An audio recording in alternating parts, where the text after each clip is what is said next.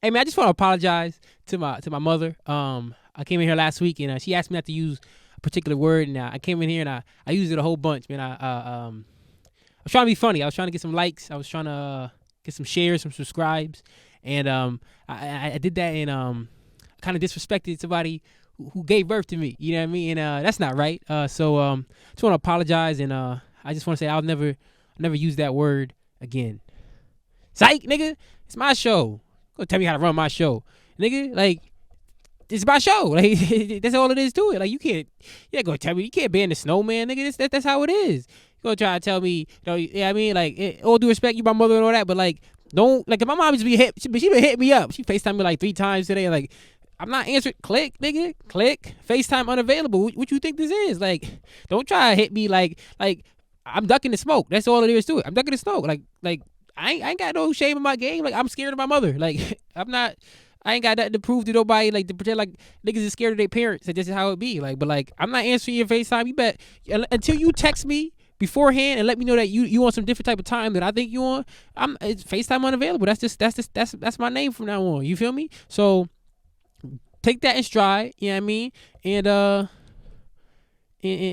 act accordingly. That's just how I behave on a reigning defendant, undefeated, undisputed, most secret podcast on this godforsaken planet. A little show we call Nobody Asked Shawn. Hosted by none other than me, Chico Diamante himself, the Diamond Boy Shawn Murray, the Thin Black Dude, the Shogun's Decapitator, International Heartthrob, heir to the most Henry Fortune, and of course, the first Jamaican and the Kentucky Derby. You know, throw some air horns at you, and I'm gonna say some shit like this. I'm really happy with this Dave Chappelle situation. This shit got really fun. It was kind of like exciting to talk about. Then it just got sad, but now it's fun again because like this nigga is behaving like this nigga just saying all types of crazy shit. Like, you see, he was talking about like he made a list of demands to the trans community if he's gonna sit down with them, which is mad hilarious for 2 reasons. One, you're gonna sit down with the trans community. You're gonna like sit down with them, like the entire community. You're just gonna like place a chair in a field and just sit down and talk to all them niggas. Like, millions and millions of trans people, you just gonna have that conversation. Like, what does that even mean? Second of all, this nigga made a list of demands. Like, I love that, like, Dave Chappelle's got to the point where now he's acting like a villain. Like, he's like it's not like he was negotiating with Batman. Like, I'll release the hostages, Batman, but first you have to watch the entirety of my special. Like, what are we talking about? No, this nigga said you gotta watch my whole special and all. Like, bruh, like, I love when niggas just like lose themselves entirely because it's always super entertaining. Like, it happened with Kanye West. When Kanye lost himself, that shit was like it was nasty. Like, we didn't want to see it, but it was like a train wreck. You couldn't look away. Like, this nigga Dave Chappelle has become so self-righteous, and this nigga's not even trying to be funny no more. Like, this nigga's just doing like political rallies. Like, this nigga's acting just like how Trump used to act. Like, remember Trump used would be catching a lot of heat from the press, so that he would just like go into an arena and just talk his shit, and then niggas would just like cheer his name, and like he would just like get a bunch of pats on the back. And that's what the nigga Chappelle's doing now, because like this nigga's misusing his platform, dog. Like, you supposed to be a stand-up comedian. You know how mad I would be if I got shanghaied into a Dave Chappelle show, thinking I'm about to go see him do comedy, and you go, and that nigga just up there boo-hooing and reading from his diary. Like, that shit is sad. That nigga just up there like, how come I'm the only one that can't come to the office? When you get rich, you must hit like a certain threshold of money where like you just don't, like, you just can't understand like normal people problems, and it's only like rich nigga shit, which is totally fine. But like, don't try to make us a part of it. Like, this nigga out here just like try to make us like take part in his personal battles, and like niggas is falling for it because he's a great orator. Like, that nigga can speak, and that nigga be speaking with too much gravitas now. Like, that nigga just sounds so like weathered, and like that nigga be sounding like up there sounding like earnest. Like, I don't have any problems with the trans community. They have problems with me, Vern. Like, you ever see Ernest, like Slam Dunk Ernest? That nigga sound just like Jim Varney, the nigga that play Ernest. Now, that shit is hilarious, because like, I don't know. Like, this nigga be speaking with all this gravitas and this gravelly ass voice. It is like it's like cigarettes and working out just made this nigga's voice so deep, and like, it's just not. Like, stop trying to be fucking like, he's a good speaker again, but it's like, stop trying to be like poignant, nigga. Like, this nigga be up there like, they heard what I had to say, and boy, have I heard what they had to say. And he just sitting there. It's like, my nigga, like, I mess with Dave Chappelle was like fun and silly. He used to be silly and fun. Like, nigga, like, somebody being this self-righteous is always funny, but this nigga can't see it. He's just so stuck in the self-righteousness. That's what's the problem with self-righteousness, is that sometimes you so convinced of your own shit that like you can't see the flaws in your actions. But like in a silly version of Dave Chappelle would have been making fun of this version of Dave Chappelle. That's the funny part about it. It's like, but like he don't have the humor in him no more to see it. This shit is bad, bro. Like it's like, but like just let it be. Just let it be. Like why are we still hung up? Like this nigga said after the special aired, "Oh, I'm done talking about this shit." And then he continued to talk about this shit for several weeks, and he's talking about, oh, it's about corporate interests, and it's not about I don't have any problems with the trans community. The problem is the corporate interest that's trying to tell me what I can and can't say. Nah, it's the trans community, dog. They on your ass, and now you feeling the wrath.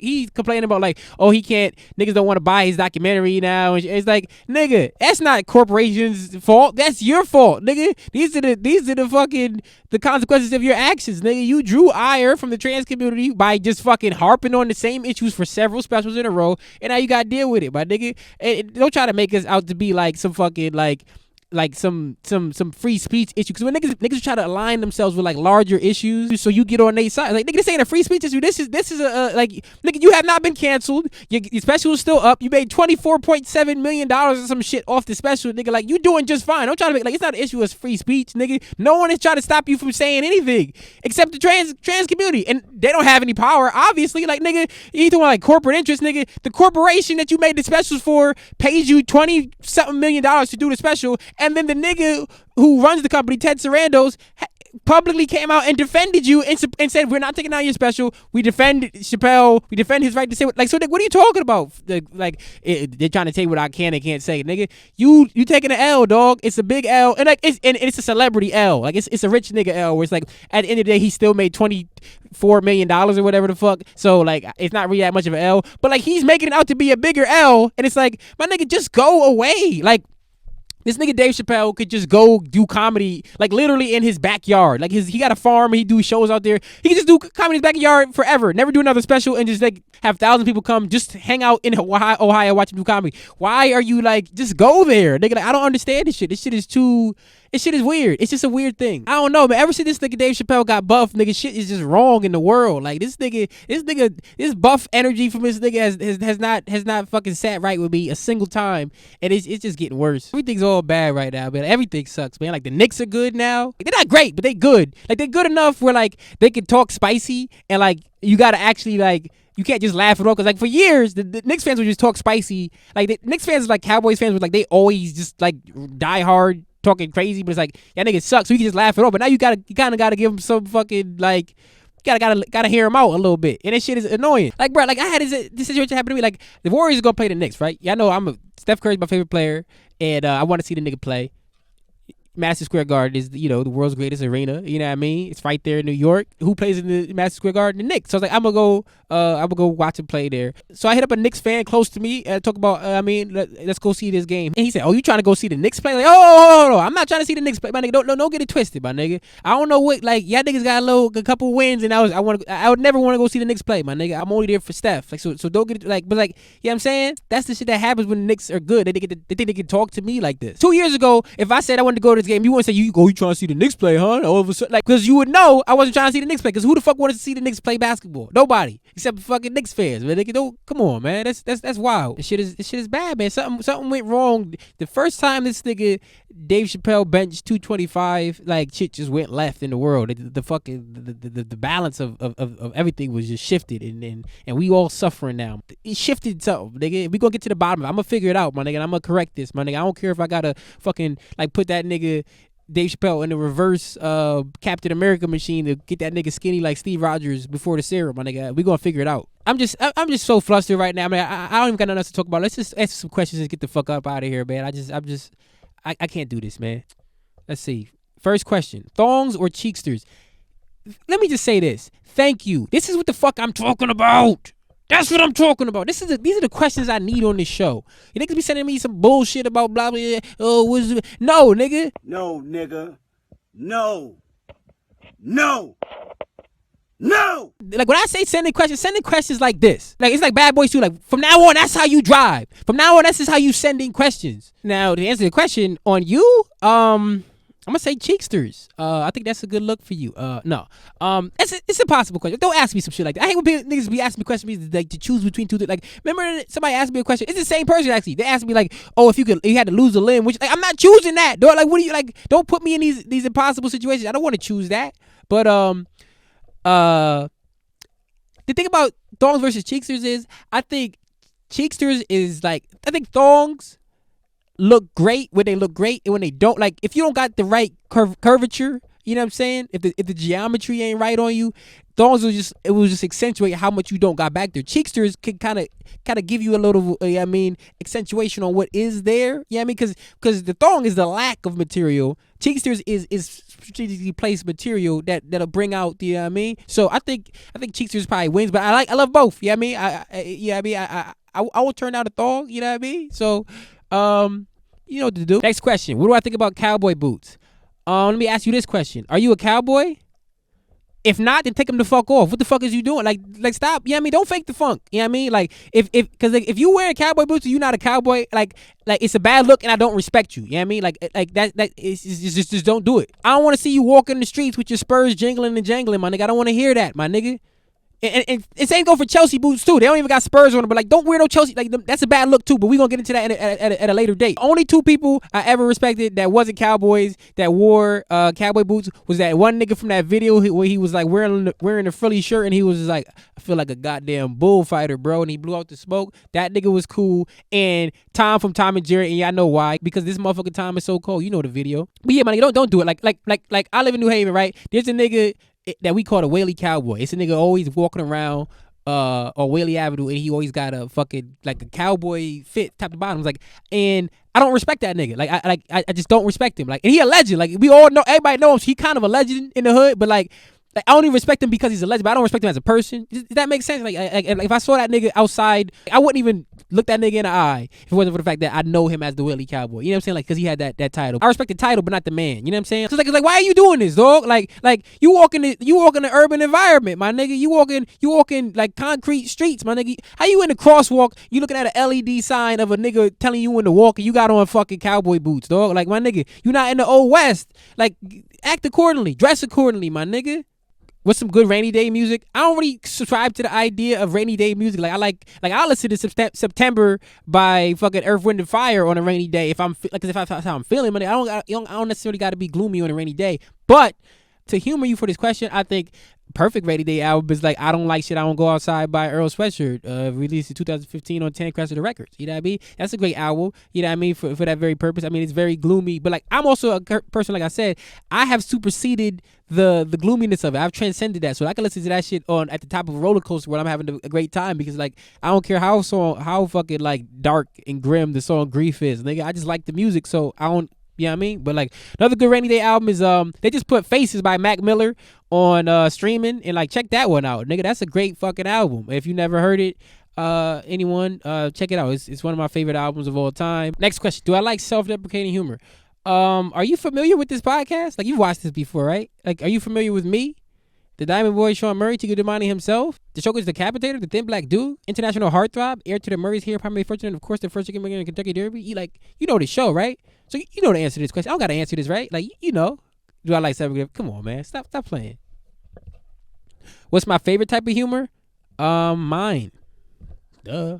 What do I think about Hot Girl Summer? I loved it. I think it's a great thing for the world. I didn't get the benefit from it personally, but I love to see it happening out there. So yeah, go off, Queens. Thank you to Meg Thee Stallion for making a Hot Girl Summer a part of our lives. We salute you. Next question: barbers emasculating their clients. Yes, this is good. I want to talk about this because this is a serious problem in our communities, in the barbershops. You know, somebody's got to address it, and I'll be the one to do it. Because like when you sit down in a barber chair, you in a very vulnerable position, my nigga. Like, especially if you getting like a fucking like a straight razor. Like, I mean, that nigga could just cut your throat. I mean, I guess he could cut your throat with clippers too, but like it would be much more like it'd be hard to do. It would probably make it hurt more. I mean, it'd be a more gruesome. It's like stabbing somebody with a dull knife. It's like, yeah, I mean, it takes a lot more force, so it's gonna be a more gruesome experience. But we're not getting into that. The point is, I just want to talk about like fellas, fellas. You ever been sitting in the barber chair and the barber got to fold down your ear to get to line you up back? It's like come on, dog. Don't touch me like that, dog. Like that's very like fatherly. That's very like parental. And you're not my father, dog. You my barber. I paid to be here, my nigga. You don't get to just like, you know what I mean? I'm paying you for a service, and that's not the service I asked for, my nigga. Like show some respect, cause like they know once you fold a nigga the ear down, he can never look you in the eye the same. I mean, like you've dominated him. You know what I mean? Like you know what I mean? John Doe has the upper hand now. You feel me? John Doe has the upper hand. Like, so it's a strategic move, and I'm not gonna let it fly anymore. Same thing like when they grab your chin to move your head around like, nigga, don't touch my chin, my nigga. I got it. Like if you want to fucking have me move my head and say a little to the left, and I'll go a little to the right, I'll go like, I mean, I could do it, my nigga. They be trying to move your head around like a joystick, but I'm not. This is not an Atari 2600, dog. Like, please don't touch me this way, my nigga. If you want me to move my head, speak to me in geometrical terms, and I will fucking move accordingly. You know what I mean? Like 25 degrees to the right. Okay.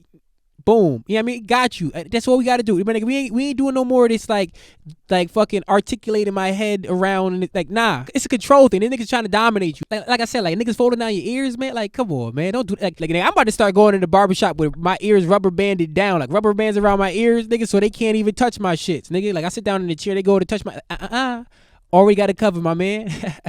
No need, my brother. Way ahead of you. I got it covered, my nigga. Just line me up, dog. Don't touch my fucking ears, dog. Like, cause like niggas be abusing their privileges in the barbershop. You know what I mean? Like niggas be trying to like control you. You know what I mean? You be leaving the barbershop feeling like used and abused. Sometimes I leave the barbershop and I just go home and lay in the fetal position for a few hours, my nigga. Just cause I don't feel right. Should they move on with a new James Bond or reboot the whole thing? I actually talked about this on a recent episode of Shawn International Film Festival. Check it out wherever you get your podcast. I don't think they should reboot it. I think they should continue with a new James Bond. I think they should continue with a new 007, and there's a specific 007 they should use, and I outlined it in the episode. So if you want to get more on that, check out that episode. What's one book that I would love to see adapted into a movie? I would love to see 100 Years of Solitude by Gabriel Garcia Marquez, which is one of the best books ever written. One of my favorite books of all time. But the reason I would love to see that is because it is. I would love to see how people freak out about it. People would be pissed. Like not even like necessarily like fans of the book, but people who are not necessarily familiar with it, because there's a lot going on in that book, and it's like it's very out there. Like it's a book of it's magical realism, and like people have very strong feelings about that as is, but also specifically it's like the things that go on in that book would be so frustrating to like the average audiences, and I would love to see people have to contend with it. Like there's a thing in that book where like there's like 12 or like there's like 20 characters who have the exact same name, and like you just have to follow them throughout the book, and it's like it's kind of confusing. And I know this normal audiences would be pissed by that, and that would just bring me so much joy. Cause like people be mad as fuck about complicated art, and like I don't understand. I love that shit. Like I love to see that, cause like people don't understand. Like it's supposed to be challenging. Like niggas be like, oh, like this is dumb, or this is annoying, or it's like it's supposed to challenge you. Like, but not challenging in like the Dave Chappelle way, where it's just like I want to say mean things about the trans community and have no consequences. Like not challenging like that. I mean like challenging where it's like you don't necessarily understand it fully, but or it makes you feel something, but you don't know why it makes you feel that way, and you're motivated to investigate it further. That's what I mean by challenging. Like it's like I don't know, like am I mad at this? Am I like it wants you to fucking like truly engage with it, like beyond like art. Cause like what I'm realizing is like people don't really like art. People like content, but they don't like art. You know what I mean? Because art is supposed to like give you complicated feelings. You know what I mean? So yeah, 100 Years of Solitude by Gabriel Garcia Marquez would be a great book to adapt. So I love to see that, and it would also allow for like a talented Latinx director to helm that. You know what I mean? Get a big property like that, and that would be awesome. I would love to see who they had picked to do that. Like Alfonso Cuarón, dog. If Alfonso Cuarón directed fucking 100 Years of Solitude, that would be fucking amazing. And actually, I'm now mad that has not happened yet, and it's probably not going to happen because that would be a fucking amazing movie. Fuck Mary Slaughter, Star Wars, Dune, Harry Potter. Okay, first and foremost, get Harry Potter the fuck out of here. Slaughter that motherfucker. Not just because J.K. Rowling is a turf piece of shit, and she keeps changing the books like after the fact, but not in the text in any way that matters, but like trying to add more depth to characters without actually like explaining how like this adds that like, oh, Dumbledore is gay, which like, okay, I like that you have a gay character in your book, but like have you outlined in the books that he's gay and like why that matters to his character, or are you just trying to do that just to like make it seem more interesting after the fact. Like, nigga, you should have put that in the text and made it a part of his character rather than just saying that. Or like the thing that she said, like, oh, wizards use magic to make their shit go away. They don't shit in toilets. Like, what are you talking about? Like, this is weird shit. So get that nigga the fuck out of here. Also, Harry Potter, much like Star Wars, is very dependent on Dune to even exist. Like, Harry Potter doesn't exist without Dune. Same with Star Wars. But I guess Dune doesn't exist without the Bible. So I guess it's a wash in that point. But like Dune, I would marry because it's the OG. It's one of the best books ever written. It's the template for a lot of sci-fi shit, from Star Wars to The Matrix to fucking to Harry Potter. It's great. It's so philosophical. It's so deep, and it's allegorical. It's amazing.